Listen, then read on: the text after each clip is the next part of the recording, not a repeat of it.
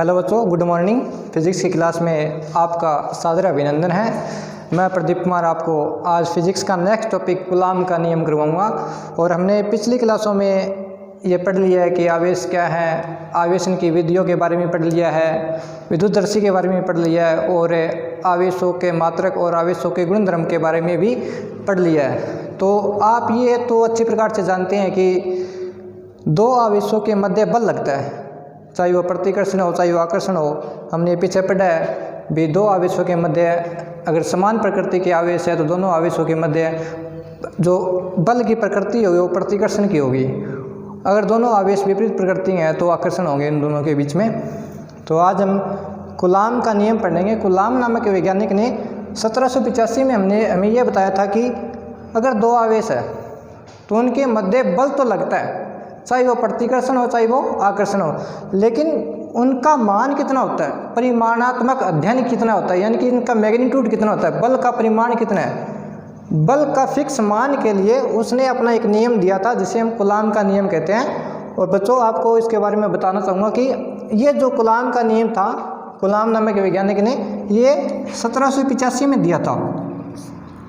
और उसने एक प्रयोग किया था जिसका नाम था एंटन तुला प्रयोग। इस प्रयोग के आधार पर उसने बताया था कि दो आवेशों के मध्य जो बल है वो किस प्रकार लगता है और किस तरह उसका मान होता है। तो इसका ये दोनों फॉर्म में हम पढ़ते हैं, स्केलर और वेक्टर, यानी कि अदिश और सदिश रूप में दोनों में पढ़ते हैं। आज हम इसका अदिश रूप पढ़ेंगे, फिर उसके बाद अगली क्लास में हम इसका सदिश रूप पढ़ेंगे। तो एंटन तुला प्रयोग के आधार पर कूलॉम नामक वैज्ञानिक ने बताया था कि दो बिंदु आवेशों के मध्य लगने वाला बल का परिमाणात्मक अध्ययन है वो इस प्रयोग के आधार पर किया था। और किस प्रकार बताया था, देखो बच्चों, मान लिया हमने दो आवेश है, दो धनावेश हमारे पास है, यह है Q1, यह है Q2 और परस्पर स्मॉल r दूरी पर स्थित है। और दोनों के मध्य क्या है, दोनों समान प्रकृति का प्रतिकर्षण बल कार्य करेगा। और दोनों का हमने मैग्नीट्यूड मान लिया, परिमाण मान लिया FF, और दोनों की क्रिया रेखा दर्शा दी हमने। तो बच्चों कूलॉम ने यह बताया था हमें कि दोनों आवेशों के मध्य लगने वाला बल दोनों आवेशों के गुणनफल के तो क्या होगा, समानुपाती, यानी अर्थात F समानुपाती Q1 Q2, और बीच की दूरी की क्या होगा, वर्ग के व्युत्क्रमानुपाती। यानी कि कूलॉम नामक वैज्ञानिक ने यह बताया था हमें कि दो बिंदु आवेशों के मध्य, ऐसे भी बोल सकते हैं हम, दो स्थिर बिंदु आवेशों के मध्य लगने वाला आकर्षण या प्रतिकर्षण बल दोनों आवेशों के परिमाण के गुणनफल के समानुपाती तथा बीच की दूरी के वर्ग के व्युत्क्रमानुपाती होता है। ये कूलॉम का नियम था। अगर हम इसे कंप्लीट फॉर्म में लिखें तो ऐसे लिखेंगे, F समानुपाती Q1 Q2 बटा R स्क्वायर। आगे लिखते हैं इसे, जैसे हम समानुपाती का निशान हटाते हैं तो हमारे पास एक कांस्टेंट प्राप्त होता है जिसे हम समानुपाती कांस्टेंट कहते हैं, यानी proportional constant, K Q1 Q2 बटा R स्क्वायर, जहाँ K क्या है, समानुपाती नियतांक है।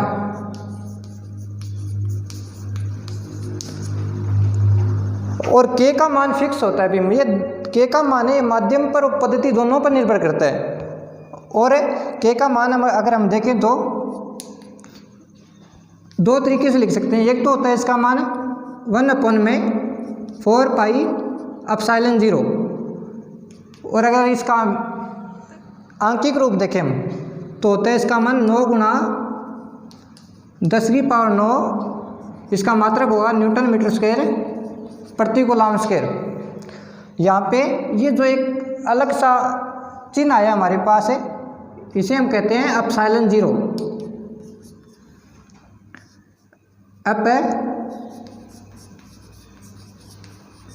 एप्सिलॉन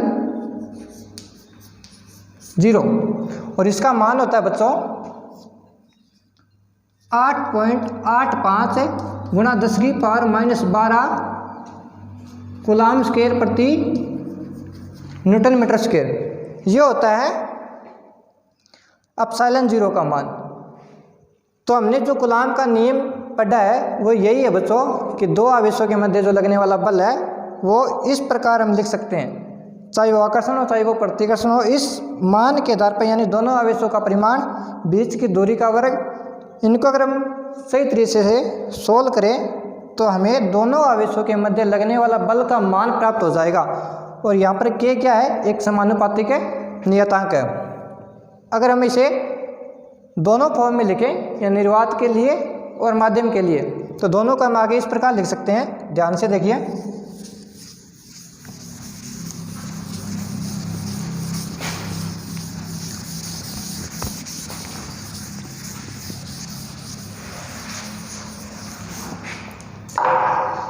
अगर निर्वात के लिए कूलाम का नियम लिखे तो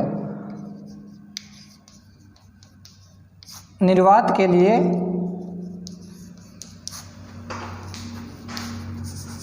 लिए लिखें तो इसे हम लिखते हैं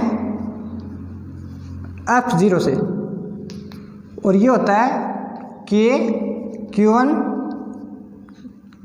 Q2 बटा R स्क्वायर। और निर्वात के लिए लिखेंगे, जब भी हम निर्वात के लिए कूलाम का नियम लिखते हैं तो यहाँ पर K की वैल्यू रखते हैं, और K की वैल्यू ही माध्यम और निर्वात दोनों के लिए चेंज होती है, बाकी वैल्यू सेम की सेम रहती है। यानी इसे इस प्रकार लिख सकते हैं 1/4 पाई एप्सिलॉन 0 Q1 Q2 बटा R स्क्वायर। और यहाँ पे एप्सिलॉन 0 है वो क्या है, निर्वात की विद्युतशीलता।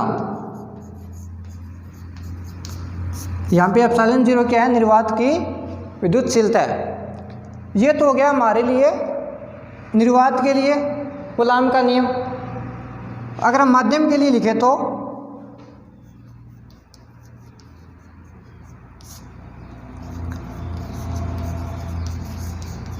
माध्यम के लिए हमारा होगा F मीडियम इक्वल टू, सिर्फ हमें, मैंने पहले बताया, सिर्फ K का मान ही चेंज होगा, बाकी वैल्यू सेम की सेम रहेगी।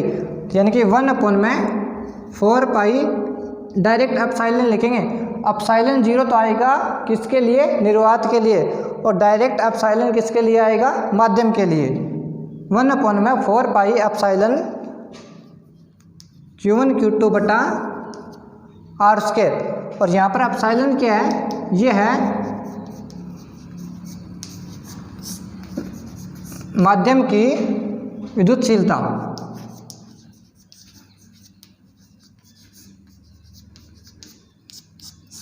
ये है माध्यम की विद्युतशीलता। तो बच्चों ये था कूलाम का नियम है, उसके लिए हम जो बल का मान निकालते हैं उसका मान निर्वात और माध्यम के लिए इस फॉर्म में हम लिख सकते हैं। दोनों फॉर्म में हमने निकाल दिया है। अब K का मात्रक पढ़ लेते हैं और उसके बाद नेक्स्ट टॉपिक करेंगे हम। तो K यहाँ पर एक समानुपातिक नियतांक है जिसका मात्रक आप आसानी से ज्ञात कर सकते हैं। देखिए हमने लिखा है F equal to K Q1 Q2 बटा R स्क्वायर। तो यहाँ से वैल्यू निकालें K की, तो F गुणा R square equal to K Q1 Q2, यहाँ से R स्क्वायर को हमने तिरछा गुणा कर दिया है।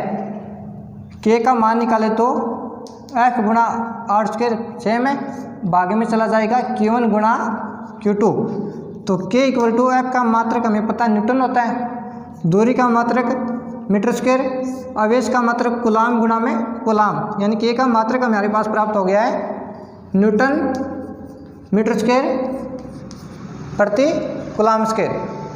तो ये था बच्चों K का मात्रक। तो हमारा ये कूलाम का नियम बच्चों खत्म होता है। यहाँ पर भी कूलाम का नियम किस प्रकार दिया गया था, ये हमारा अदिश रूप है इस कूलाम के नियम का। अगली क्लास में हमें सदिश रूप में पढ़ेंगे, लेकिन इसके लिए एक बीच में एक ऐसा टॉपिक और आता है छोटा सा, जिसे हम डाइलेक्ट्रिक कांस्टेंट परावैद्युतांक बोलते हैं। उसके बारे में हम थोड़ी बहुत जानकारी ले लेते हैं। तो हमारा नेक्स्ट टॉपिक होगा वो पैरा विद्युतांक होगा। तो देखो बच्चों, पैरा विद्युतांक है आसान सा टॉपिक है। और एक बात आप नोट कर लीजिए कि दो स्थिर बिंदु आवेशों के मध्य एक निश्चित दूरी पर, दो स्थिर बिंदु आवेशों के मध्य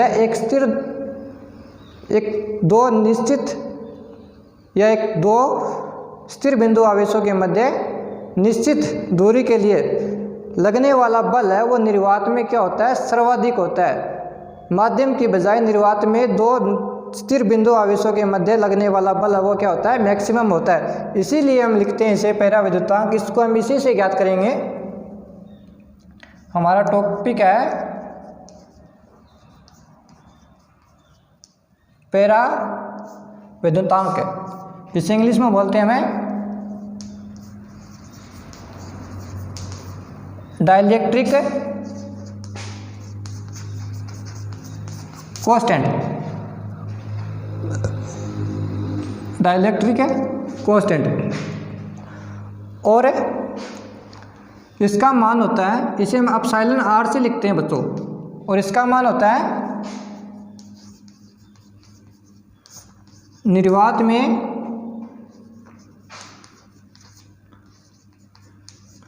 आवेशों के मध्य बल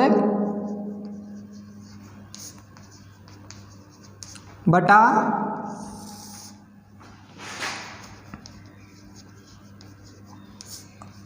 माध्यम में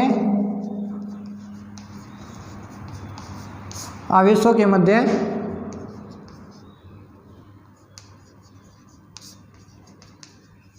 बल, यानी कि एप्सिलॉन आर इक्वल टू हम लिख सकते हैं F0 बटा में FM। और अभी हमने मान निकाले दोनों के दोनों।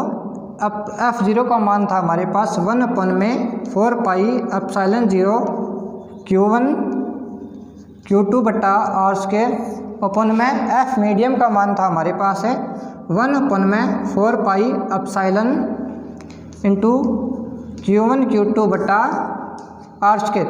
देखो बच्चों, Q1 Q2 से कैंसिल ऊपर नीचे, आर स्क्वायर से आर स्क्वायर कैंसिल, 4 पाई से 4 pi cancel. Epsilon R equal to क्या बचा, एप्सिलॉन ऊपर चला गया और एप्सिलॉन 0 नीचे आ गया, एप्सिलॉन अपन में एप्सिलॉन 0। तो ये मान है जो हमारे पास बच्चों प्राप्त हुआ है, ये है पैरा विद्युतांक का। और ये किस पर डिपेंड करता है, माध्यम की विद्युतशीलता और निर्वात की विद्युतशीलता के अनुपात पर। यानी कि माध्यम की विद्युतशीलता और निर्वात की विद्युतशीलता का अनुपात क्या कहलाता है, पैरा विद्युतांक कहलाता है। एक अलग फॉर्म हमने ऊपर भी लिखा है इसका, निर्वात में आवेशों के मध्य लगने वाला बल बटा माध्यम में लगने वाला आवेशों के मध्य बल, इन दोनों का अनुपात भी क्या होता है, पैरा विद्युतांक होता है। तो बच्चों ये था हमारा पैरा विद्युतांक। एक 2-4 चीज़ें मैं आपको नोट करवा रहा हूँ, आप अच्छी प्रकार से वो पढ़ लीजिए। मैं बोर्ड पर उसे लिख रहा हूँ, आप साथ साथ में इसे नोट कीजिए। पैरा विद्युतांक के बारे में है ये क्या, दरअसल एग्जाम में कई बार पूछे जाते हैं, इंपॉर्टेंट चीज़ है सभी की सभी। आप अच्छी प्रकार से इसे नोट कर लीजिए, नोट लगाकर। ये पैरा विद्युतांक एक कांस्टेंट है, इसका मान फिक्स होता है। तो देखिए निर्वात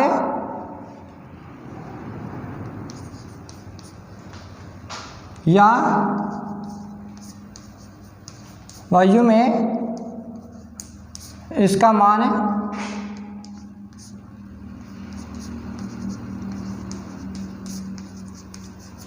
एक होता है।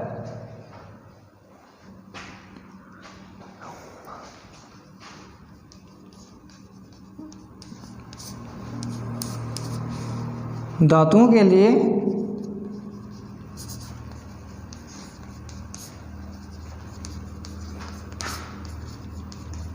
इसका मान है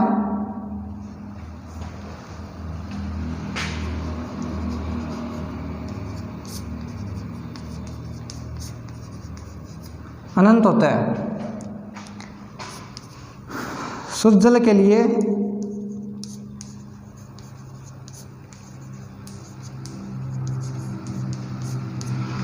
शुद्ध जल के लिए 80 होता है और कागज़ के लिए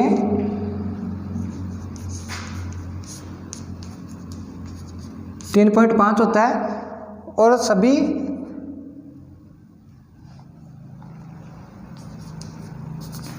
कुचालक पदार्थों के लिए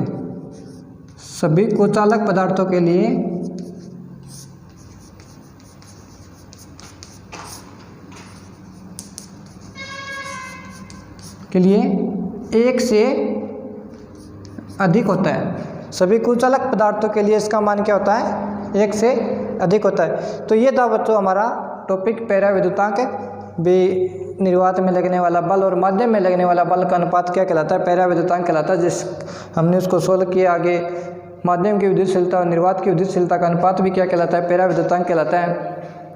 निर्वात या वायु में इसका मान होता है 1 होता है। धातुओं के लिए इसका मान अनंत होता है। शुद्ध जल के लिए इसका मान 80 होता है। कागज़ के लिए इसका मान 3.5 होता है और सभी कुचालक पदार्थों के लिए इसका मान 1 से अधिक होता है। तो बच्चों आज हमने पढ़ा है कूलाम का नियम और पैरा विद्युतांक।